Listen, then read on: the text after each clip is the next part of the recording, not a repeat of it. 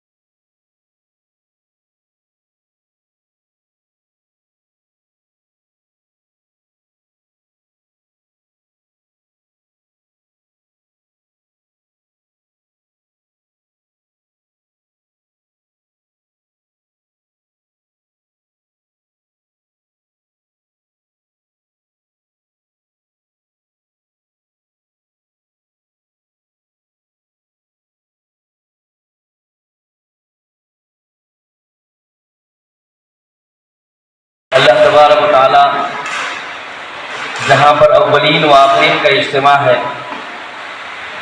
وہاں ان کا اعزاز فرمائیں گے۔ سفارش کرنے والا حافظ قرآن بھی ہوگا، سفارش کرنے والے انبیاء کرام بھی ہوں گے، سفارش کرنے والے اولیاء اعظام بھی ہوں گے، سفارش کرنے والوں میں حافظ قرآن کا بھی شمار ہوگا۔ اللہ سے دعا ہے اللہ تمام حفاظ کو یہ شرف عظیم عطا فرمائے۔ حافظ اور فارغ ہونے والی طالبات کی عزت افزائی اور حوصلہ افزائی میں ہم لوگ یہاں پر شریک ہیں۔ صلی اللہ علیہ وسلم طلب العلم فریضۃ علی کل مسلم و مسلمہ او کما قال علیہ الصلاۃ والسلام۔ اسٹیج پر رونق افروز حضرات علماء کرام، آج کے مہمان خصوصی حضرت مولانا سید بشیر الدین حسامی صاحب مد ظلہ العالی، عمائدین قوم و ملت، محترم حاضرین، پردہ نشین مائیں اور بہنیں، آج ہم تمام کی یہاں پر حاضری جلسہ خمار بندی کے طالبات نے حفظ قرآن مجید مکمل کیا ہے۔ کمائی کرنے کے لیے، کاروبار کے لیے گھر کے باہر نکل جاتا ہے تو ماں گھر کی ذمہ دار ہوتی ہے۔ ماں کی ذمہ داری یہ ہوتی ہے، ایک ایک لفظ کے اندر انسانوں کی زندگی کو بدلنے کا اس کے اندر ملکہ ہے، لیکن بزرگوں دوستوں ضرورت ہے قرآن مجید کو پڑھنے مائل کرے، کیونکہ کل قیامت کے دن میدان محشر کے اندر اللہ تبارک و تعالیٰ کے دربار کے اندر والدین سے پوچھا جائے گا کہ ہم نے تم کو اولاد کی نعمت عطا فرمائی تھی، اولاد کی دولت سے مالا مال فرمایا تھا، تم نے اپنی اولاد کی کیسی تعلیم اور کیسی تربیت کی ہے، ان کو کون سی تعلیم دی؟ میرے عزیز دوستو، بچہ جب بولنے پر آئے، بچی جب بولنے پر آئے تو میرے اور آپ کے آقا نے فرمایا ان کو سب سے پہلے دینی تعلیم دے، قرآن کی تعلیم سے ان کو آراستہ اور پیراستہ کرے۔ یہ ماں باپ کی ذمہ داری ہوتی ہے۔ ہر بڑا گھر کا جو ہوتا ہے وہ ذمہ دار ہوتا ہے۔ میرے اور آپ کے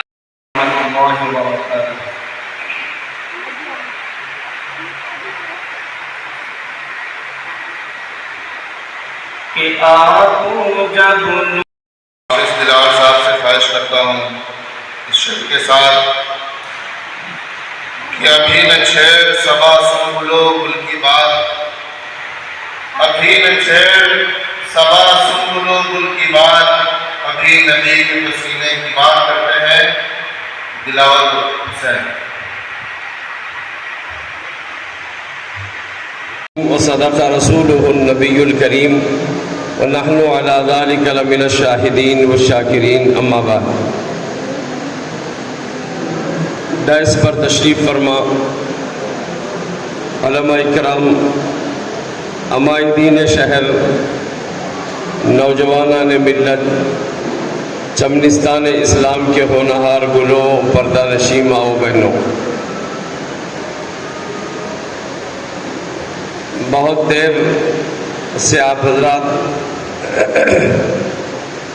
معزز علماء کرام کے قیمتی بیانات سماعت فرما رہے تھے، اور اب وقت بھی بہت کم ہے، مجھے بھی مختصر بات کر کر اپنی جگہ لینا ہے۔ میں مبارکباد دیتا ہوں مولانا افسر ندوی صاحب کو اور ان کی کمیٹی کو اور ان کے اعوان و انصار کو، جنہوں نے تعلیم کے اجالے کے پھیلانے کا عزم کیا۔ میرے بھائیوں، تعلیم اجالا ہے، جہالت اندھیرا ہے۔ اگر کسی گھر میں سانپ داخل ہو جائے اور وہ گھر اندھیرا ہو تو سانپ اپنی جگہ ہی کھڑا رہے گا، جب اجالا آ گیا تو سانپ دوڑنے لگتا ہے۔ ایسے ہی تعلیم جہاں آتی ہے وہاں ہر چیز کی جہالت کا اندھیرا ختم ہو جاتا ہے، دوڑنے لگتا ہے۔ آپ کو معلوم ہے تعلیم کتنی اہم ہے، چاہے تعلیم دین کی ہو یا تعلیم دنیا کی ہو، ہر تعلیم سے آدمی ممتاز ہوتا ہے۔ سب لوگوں سے وہ فائق ہوتا ہے جس کے پاس تعلیم ہوتی ہے، چاہے تعلیم دین ہو یا چاہے تعلیم دنیا۔ دینی تعلیم تو سب سے اعلیٰ اور سب سے عرفہ چیز ہے، لیکن دنیاوی تعلیم سے بھی آدمی کوئی نفر نہیں، ہر آدمی کو دینی اور دنیاوی دونوں تعلیم ضروری ہے۔ قرآن کریم کی وہ آیت جو میں نے تلاوت کی، اقرأ بسم ربک الذی خلق، پڑھیے اس پروردگار کے نام سے جس نے تمہیں پیدا کیا خون کی پھٹکی سے۔ اقرأ بسم ربک، پڑھیے اس پروردگار کے نام سے۔ ہر وہ تعلیم جس میں رب کا نام اور رب کا کام اور رب کی ذات سے تعلق جوڑتی ہے، وہ تعلیم ستودہ صفات والی ہے، اور وہ تعلیم انسانیت کو سربلندی عطا کرنے والی ہے۔ اللہ کے نام سے جو تعلیم کا آغاز ہوتا ہے وہی تعلیم اصل تعلیم ہے، مقصود ہے، اور اسی تعلیم مطلوب بھی وہی تعلیم ہے۔ لیکن اسی آیت کے دوسرے لفظ میں اللہ یوں فرما رہے، اقرأ بسم ربک الذی خلق، پڑھیے اپنے پروردگار کے نام سے جو خالق ہے، مالک ہے، پروردگار ہے، اور جس نے پیدا کیا ہے تم کو۔ تو خلق کا ترجمہ بعض جو ہے مفسرین نے یہ کیا کہ یہاں خلق سے تعلیم وہ مراد ہے جس کو کہتے ہیں دنیاوی تعلیم۔ پیدا کرنے کے سلسلے میں اللہ تبارک و تعالیٰ نے کیسی کرشمہ سازی بتائی ہے، کیسی اپنی قدرت بتائی ہے، پیدا کر کے انسان کو کیسے انسان بنایا ہے، اس سلسلے میں جو تعلیم ہے جس کو سائنسی تعلیم کہتے ہیں۔ آپ غور کیجئے، ایک آدمی پیدا ہو رہا ہے تو اس پیدا ہونے والے انسان کے اندر کیسی خوبیاں وہ انسان لے کر دنیا میں نمودار ہو رہا ہے۔ بہار کا پیدا ہونے والا الگ شکل و صورت کا ہے، بنگال کا پیدا ہونے والا الگ شکل و صورت کا ہے۔ مطلب یہ ہے خدا نے کچھ ایسی چیزیں ان کے جسموں میں بنائی ہے۔ آپ کو معلوم ہے سمندری کچھ جانور ہوتے ہیں اور کچھ جانور خشکی کے ہوتے ہیں۔ سمندری جانوروں کی کیفیت الگ ہوتی ہے، خشکی کے جانوروں کی کیفیت الگ ہوتی ہے۔ ایک مرغی ہے، زمین پر چلنے والا وہ پرندہ ہے، وہ جانور ہے، لیکن اس کے پیر میں کوئی جوڑ نہیں ہوتا، اس کے پیر الگ الگ ہوتے ہیں۔ وہی بطخ ہے جو زمین پر ہی رہتا ہے لیکن پانی کا وہ جانور ہے، جب پانی میں وہ جاتا ہے باہر نکلتا ہے تو دیکھو اس کے پیر میں جوڑ ہے اور اس کے پیر میں چمڑا لگا ہوا رہتا ہے۔ جس طرح مرغی کے پیر ہے ویسے بطخ کے نہیں ہوتے۔ اس کی وجہ یہ ہے کہ وہ پانی میں جانے کا عادی ہے، وہ مائل پانی کی طرف ہوتا ہے، پیر اس کے کیچڑ میں پھنسنے کا ڈر ہے، تو وہ بیلنس کے لیے وہ جوڑ رکھا گیا ہے، وہ چمڑا رکھا گیا ہے۔ یہ خدا کی قدرت ہے، اللہ جس جانور کو جیسے پیدا کرنا ویسے پیدا کیا۔ جن علاقوں میں سیلاب آتا ہے ان علاقوں کے لوگوں کے پیروں کے پنجے چوڑے چوڑے ہوتے ہیں۔ آپ بہار کے بعض علاقے جہاں سیلاب زیادہ آتا ہے، نیپال کے جہاں علاقے ہیں جہاں سیلاب آتا ہے، ان کے پیر کے پنجے چوڑے ہوتے ہیں۔ اس کی وجہ یہ ہے کہ کہیں انسان اپنا بیلنس آؤٹ نہ ہو جائے، اس کا پیر پھسل نہ جائے۔ ایسے ہی میرے دوستو خدا کی قدرت ہے پیدا کرنے میں، انسانوں کو بھی پیدا کرنے میں اور چیزوں کے پیدا کرنے میں بھی۔ آپ دیکھو وہ درخت جس کو ہم جو ہے املی کا درخت کہتے ہیں، وہ درخت جس کو ہم آم کا درخت کہتے ہیں، درخت کی پیڑ اتنی بڑی کہ آدمی دونوں ہاتھ پھیلا کر اس کو اپنے اندر لینا چاہے تو لے نہیں سکتا، لیکن اس کو پھل جو لگا ہوا ہے اتنا چھوٹا سا پھل لگا ہوا ہے۔ اس کی وجہ حکمت کیا ہے؟ بہت سی حکمتیں ہوں گی۔ ایک حکمت یہ ہے کہ اگر بڑے پھل اس پہ لگتے، آم کے درخت پہ اگر پھل 5 کلو والا لگتا جیسے تربوز तरबूज लगा रहता है, खरबूज लगा रहता है। हवा के चलने पर अगर इंसान वहां सोया या गुजरता हो, हवा चले उसके सर पे गिरे तो इंसान वही तल्लदी हो जाता या इंसान जो नसीम मनसिया हो जाता, खत्म हो जाता। इसीलिए खुदा की हिकमत यह है कि बड़े दरख्त को छोटे पर लगाया। कद्दू की बेल है, इतनी मामूली है, अगर आप उसको तोड़ देना चाहे तो टूट जाती है, लेकिन कद्दू की बेल पे 5 किलो का 3 किलो का कद्दू लगा हुआ है। ये किसकी हिकमत है? ये रब ताला की हिकमत है। वो जानता है कहाँ कैसे फल लगाना। इस वजह से मैं कहता हूँ जरा गौर कीजिए उस पर। आप पेड़ वाले दरख्त थे, उनकी टहनियाँ लंबी लंबी होती है और जब पानी पहुँचता है खुदा की कुदरत उस पर बरसती है, बारिश बरसता है तो पानी उसके पत्तों से होते हुए, टहनियों से होते हुए जड़ तक पहुँचता है। लेकिन अल्लाह ताला बाज़ झाड़ों को ऐसे बनाया कि उनकी हैयत ही कुछ ऐसी होती है जैसे कटोरे जैसी हैयत होती। मौज के दरख्तों को देखिए आप, और वो दरख्त जिसको हल्दी का दरख्त कहते हैं उसको देखिए, नालियों जैसे बना हुआ रहता, पानी उसमें पहुंचते ही सीधा नाली से उसकी जड़ में पहुंच जाता है। ये अल्लाह की कुदरत है। अल्लाह तबारक व तआला चीज़ों को बनाया है तो वहाँ इसीलिए कहते हैं इक़रा बिस्मि रब्बिकल लज़ी खलक़, पढ़िए उस परवरदिगार के नाम से जिसने पैदा किया इंसान को, खून की फुटकी से पैदा किया है। तो इंसान को कैसे पैदा किया, इसकी कुदरत क्या है, इंसान अपनी ज़ात में देखे। इसीलिए सूफिया कहते हैं अल्लाह को पहचानो तो आफाक में पहचानो, और अल्लाह को पहचानो तो अनफुस में पहचानो। आफाक कहते हैं दुनिया के सारे जमीन पर, दुनिया में जहाँ जहाँ भी जमीन जो भी चीज़ें जाहिर में है उस पर देख कर अल्लाह को पहचानो। अगर खुदा तुमको वहाँ समझ में नहीं आया तो अपनी ज़ात में देख कर अल्लाह को पहचानो। अल्लाह को कैसे पहचानेंगे मेरे भाइयों? हक ताला वो कुदरत वाले हैं, वो ताकत वाले हैं, वो बुलंदी वाले हैं। वो खुदा ऐसा है, उसका कोई सानी नहीं, उसका कोई साथी नहीं, उसका कोई साजी नहीं, उसका कोई मिसल नहीं और उसकी कोई मिसाल नहीं। अल्लाह ताला ऐसे इंसान को पैदा किया। सारी दुनिया को अल्लाह ताला ने, दुनिया में का हर कोना, मशरिक से लेके मगरिब, शुमाल से लेके जुनूब तक, जहाँ तक दुनिया है उस दुनिया को, सारी दुनिया को अल्लाह ने इंसान के अंदर रख दिया है।